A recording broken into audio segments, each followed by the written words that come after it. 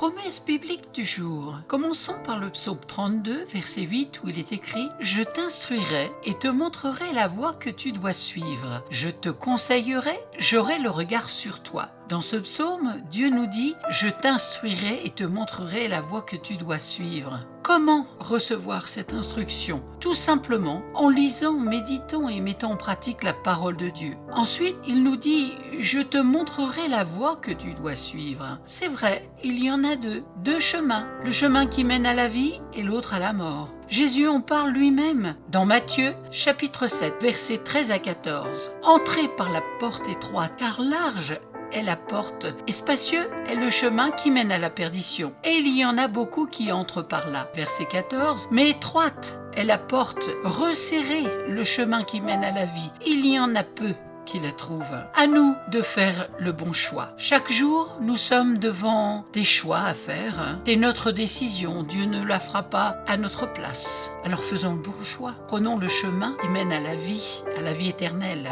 Nous sommes un corps, un esprit et une âme. Comme notre corps a besoin de nourriture, notre âme aussi a besoin d'être nourrie. Il est bon de se nourrir de la parole de Dieu, car elle contient tous les conseils de Dieu et le témoignage des anciens. On a le libre arbitre, encore une fois de plus. Chaque jour, de lire, méditer et mettre en pratique la parole de Dieu. Toutes les promesses de Dieu sont oui et amen. Nous pouvons lire cela dans 2 Corinthiens chapitre 1, verset 20. Car pour ce qui concerne toutes les promesses de Dieu, c'est en lui qu'est le oui. C'est pourquoi encore l'amen par lui est prononcé par nous à la gloire de Dieu. On a un Dieu qui a toutes les solutions, toutes les bénédictions qu'il veut nous accorder. Et pour atteindre Dieu, nul ne vient au Père que par le Fils, par Jésus-Christ. Lisons cela dans Jean chapitre 14, versets 5 à 6. Thomas lui dit « Seigneur, nous ne savons où tu vas. Comment pouvons-nous en savoir le chemin ?» Jésus lui dit « Je suis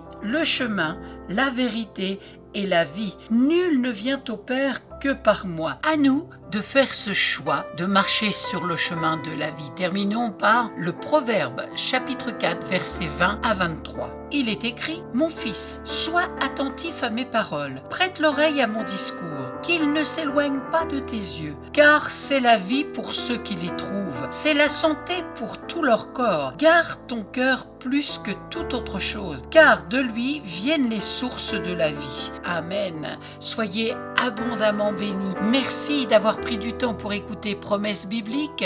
Si vous n'avez pas de Bible, pour poursuivre la méditation de la parole de Dieu, n'hésitez pas à me contacter. Je vous en offrirai une. Je vous bénis dans le nom de Jésus-Christ. Amen. À très très bientôt.